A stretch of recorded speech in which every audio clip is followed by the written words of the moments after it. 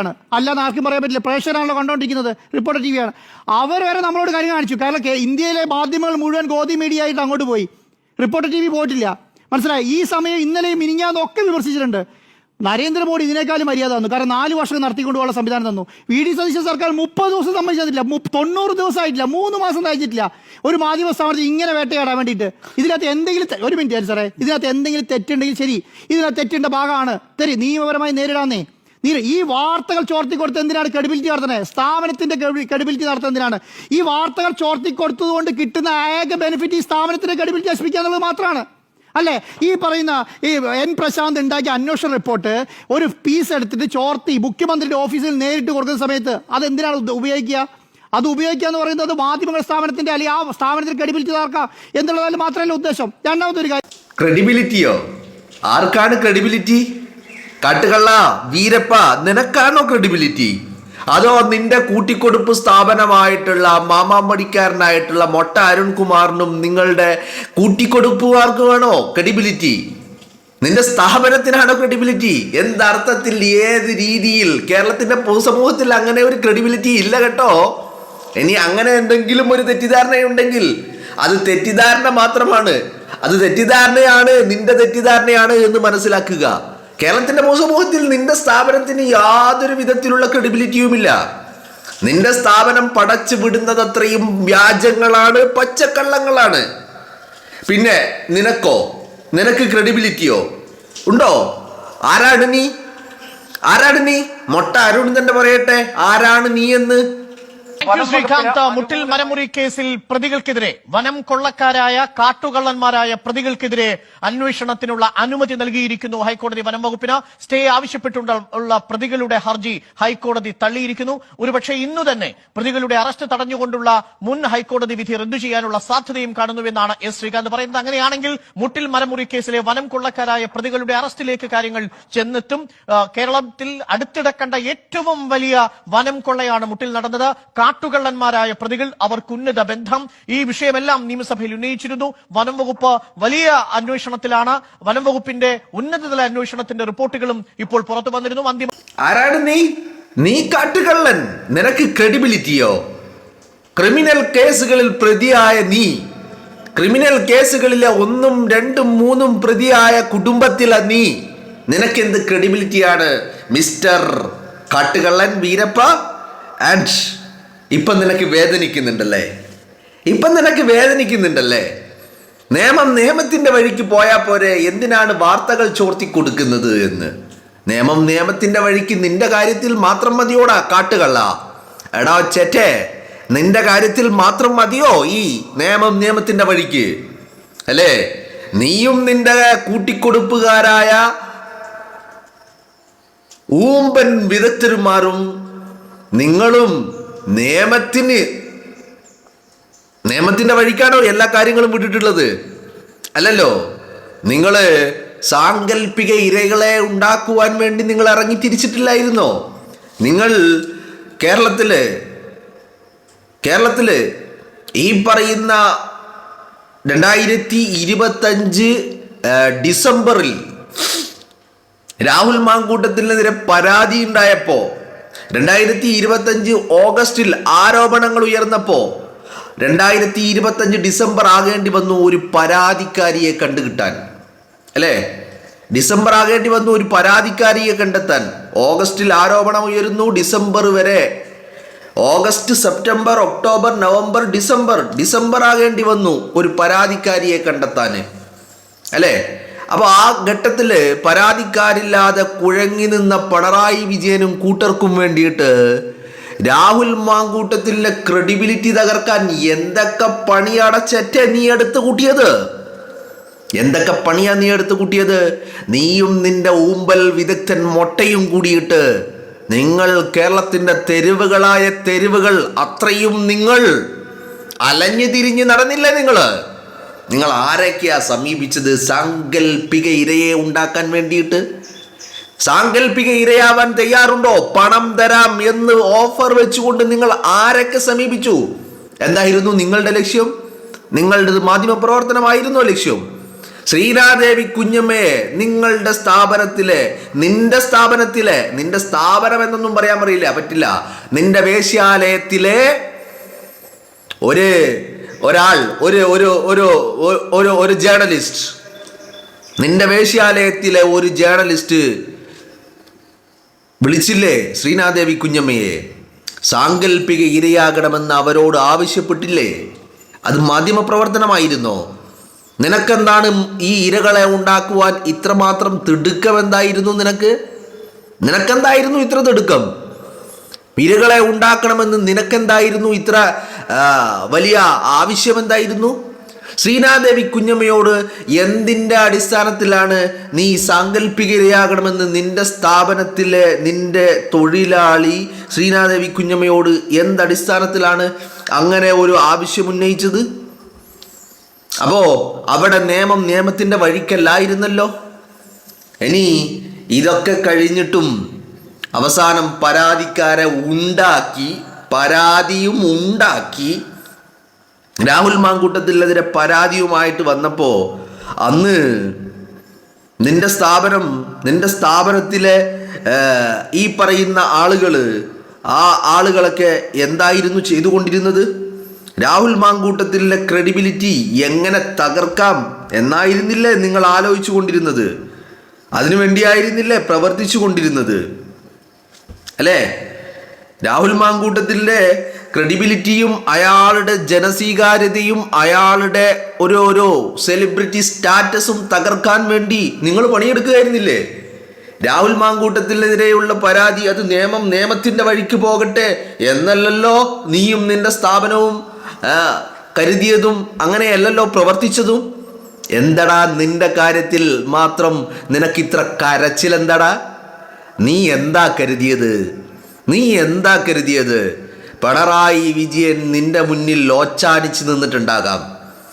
നിനക്ക് 40 കേരളത്തിൽ ഏത് മനുഷ്യനെതിരെയാ 40-ലധികം കുറ്റപത്രങ്ങൾ ഒരു കോടതിയിൽ നിലനിൽക്കുന്നത്? ആർക്കാണുള്ളത്? കേരളത്തിൽ ഇന്ന് ജീവിച്ചിരിക്കുന്ന ആർക്കെങ്കിലും എതിരെ 40-ലധികം കുറ്റപത്രങ്ങൾ ഈ കാട്ടുകള്ളൻ വീരപ്പനെതിരെ അല്ലാതെ വേറെ ആർക്കെതിരെയാ ഉള്ളത്? കാട്ടുകള്ളൻ വീരപ്പനും അവന്റെ ചേട്ടന്മാർക്കും, ഇവർക്കെതിരെ അല്ലാതെ വേറെ ആർക്കെതിരെയാ ഉള്ളത്? ഈ ക്രിമിനലിന് ക്രെഡിബിലിറ്റിയോ? നീ എന്താടാ തമാശ പറയുകയാണോ? നിനക്കെന്ത് ക്രെഡിബിലിറ്റിയാ? നീ കൊള്ളയടിച്ചും ജനങ്ങളെ പറ്റിച്ചും സമൂഹത്തെ വഞ്ചിച്ചും ഗോത്രവിഭാഗക്കാരെ വഞ്ചിച്ചും നീ പണമുണ്ടാക്കിയിട്ടുണ്ട്. നിന്റെ കയ്യിൽ പണമുണ്ടായിരിക്കാം എന്നതിനപ്പുറം നിനക്ക് എന്ത് ക്രെഡിബിലിറ്റിയാ ഉള്ളത്? ഏത് രീതിയിലാണ് നിനക്ക് ക്രെഡിബിലിറ്റി ഉള്ളത്? നീ കേരളത്തിന്റെ പൊതുസമൂഹത്തിൽ നീ എന്താ കരുതിയത്? നീ കോട്ടും സ്യൂട്ടും ഇട്ട് ന്യൂസ് റൂമിൽ അല്ലെങ്കിൽ സ്റ്റുഡിയോയിൽ ഇരുന്ന് കഴിഞ്ഞാൽ നീ എന്തോ വലിയ സംഭവമാണെന്നാണോ നീ കരുതുന്നത്? നീ കേരളത്തിന്റെ പൊതുസമൂഹത്തിന് മുന്നിൽ നീ ഒരു കള്ളനാണ്, നീ കൊള്ളക്കാരനാണ്, നീ തട്ടിപ്പ് വീരനാണ്, നീ സമൂഹത്തെ വഞ്ചിച്ചവനാണ്, നീ ഒരു ക്രിമിനലാണ്, കാട്ടുകള്ളനാണ്. ആ ക്രിമിനലിന് ക്രെഡിബിലിറ്റിയോ? അങ്ങനെയാണെങ്കിൽ പൂജപ്പുര സെൻട്രൽ ജയിലിലും കണ്ണൂർ സെൻട്രൽ ജയിലിലൊക്കെ കിടക്കുന്നവർക്ക് ക്രെഡിബിലിറ്റി ഉണ്ടാവണമല്ലോ. നിനക്ക് ക്രെഡിബിലിറ്റിയോ? നിന്നെപ്പോലൊരു പക്കാ ബോൺ ക്രിമിനലിന് എന്ത് ക്രെഡിബിലിറ്റിയാ നീ അവകാശപ്പെടുന്നത്? ഏതർത്ഥത്തിലാ? നിന്റെ പ്രവർത്തനങ്ങൾ, നിന്റെ സ്ഥാപനത്തിന്റെ പ്രവർത്തനങ്ങൾ, മറ്റുള്ളവരുടെ ക്രെഡിബിലിറ്റി തകർക്കാൻ വേണ്ടി നടത്തിയ പ്രവർത്തനങ്ങൾ, അതൊന്നും നീ മറന്നുപോയോ? അതൊക്കെ മറന്നുപോയോ? ആൻഡ് നീ എന്താ കരുതിയത്? AKG സെന്ററിൽ നിന്ന് നിനക്ക് പാദസേവ ചെയ്യാൻ ആളുകളുണ്ടെന്ന് കരുതിയിട്ട് ഈ പറയുന്ന UDF ഗവൺമെന്റ് അധികാരത്തിൽ വരുമ്പോൾ നിന്റെ കൊള്ളരുതായ്മകൾക്കും നിന്റെ ക്രൂരതകൾക്കും നിന്റെ തട്ടിപ്പിനും നിന്നെ വെട്ടിപ്പിനും ഒക്കെ ആളുകൾ കൂട്ടുനിൽക്കുമെന്നാണോ നീ കരുതിയത്? നിന്റെ കാര്യത്തിൽ വളരെ കൃത്യമായ, ഞാൻ മുമ്പേ പറഞ്ഞിട്ടുള്ളതാണ്, ഒരു ലിസ്റ്റ് അവിടെ റെഡിയുണ്ട്. 1, 2, 3, 4, 5, 6 ഇങ്ങനെ നമ്പർ ഇട്ട് ലിസ്റ്റ് ചെയ്ത് വെച്ചിട്ടുണ്ട്. അതിൽ എത്രാമത്തതാണ് നീ എന്നുള്ളതാണ്, അത് മാത്രമേ സംശയമുള്ളൂ. മനസ്സിലായില്ലേ? UDF ഗവൺമെന്റിന്റെ കയ്യിൽ ഒരു ലിസ്റ്റ് ഉണ്ട്. ഒന്നും മറക്കില്ല കേട്ടോ. എല്ലാം വളരെ കൃത്യമായിട്ട് പണി അതിൻ്റെ വഴിക്ക് നീങ്ങിക്കൊണ്ടേയിരിക്കും. നീ കരുതുന്നത് പോലെയേ അല്ല. ഇവിടെ ഈ പറയുന്ന നിന്റെ മുട്ടൽ മുഴുമുർ കേസിൽ നീ 18-ാം തീയതി വാറണ്ട് ഉണ്ട് നിനക്ക് മാത്രമല്ല നിന്റെ ചേട്ടന്മാർക്കും എതിരെ നീ കോടതിയിൽ പോയി, ഹൈക്കോടതിയിൽ പോയി FIR തന്നെ റദ്ദ് ചെയ്യണമെന്ന് ആവശ്യപ്പെട്ട ആ കേസുണ്ടല്ലോ, കോടതി തള്ളിക്കളഞ്ഞ നിന്റെ ഹർജി, അതിൽ നിനക്കെതിരെയുണ്ട്. ഇപ്പോൾ അതവിടെ നിൽക്കട്ടെ, അത് പിന്നീട് സംസാരിക്കാം. അപ്പോൾ നീ ഈ പറയുന്ന രാഹുൽ മാങ്കൂട്ടത്തിലെ വേട്ടയാടിയപ്പോൾ, രാഹുലിനെ വലിയ ക്രൂരനാക്കാനുള്ള ശ്രമങ്ങൾ നടത്തിക്കൊണ്ടിരുന്നപ്പോൾ, രാഹുലിനെ ലൈംഗിക വൈകൃതമുള്ളവനാക്കാനുള്ള ശ്രമങ്ങൾ നടത്തിക്കൊണ്ടിരുന്നപ്പോൾ, രാഹുലിനെതിരെ പരാതിക്കാരില്ലാതിരുന്ന ഘട്ടത്തിൽ രാഹുലിനെതിരെ ഒരു പരാതിക്കാരിക്ക് വേണ്ടിയിട്ട്, ഒരു സാങ്കല്പിക പരാതിക്കാരിയെ ഉണ്ടാക്കാൻ വേണ്ടിയിട്ട് ആവുന്ന പണികളൊക്കെ എടുത്തപ്പോൾ നീ ആലോചിക്കണമായിരുന്നു, അല്ലേ? ആലോചിക്കണമായിരുന്നു നീ. കാരണം അന്ന് നീ എടുത്തത് നിയമത്തിൻ്റെ വഴിക്ക് പോകുക എന്നുള്ളതായിരുന്നില്ലല്ലോ നിന്റെ ലൈൻ എന്ന് പറയുന്നത്. അങ്ങനെയല്ലല്ലോ നീ ചിന്തിച്ചത്. നീ മാക്സിമം രാഹുൽ മാങ്കൂട്ടത്തിനെതിരെ അയാളെ അധിക്ഷേപിക്കാൻ, അയാളുടെ ക്രെഡിബിലിറ്റി തകർക്കാൻ, ജനമനസ്സുകളിൽ അയാളുടെ സ്വീകാര്യത ഇല്ലാതാക്കാൻ, അയാളുടെ പൊതുപ്രവർത്തനം, രാഷ്ട്രീയ പ്രവർത്തനം, രാഷ്ട്രീയ ജീവിതം അവസാനിപ്പിക്കാൻ വേണ്ടി എല്ലാ പണികളും എടുത്തവനാ നീ. അപ്പൊ അങ്ങനത്തെ ഒരു ചെറ്റ ഇപ്പൊ കരയുന്നത് എന്തിനാ? നിനക്ക് ഏത് രീതിയിലാ?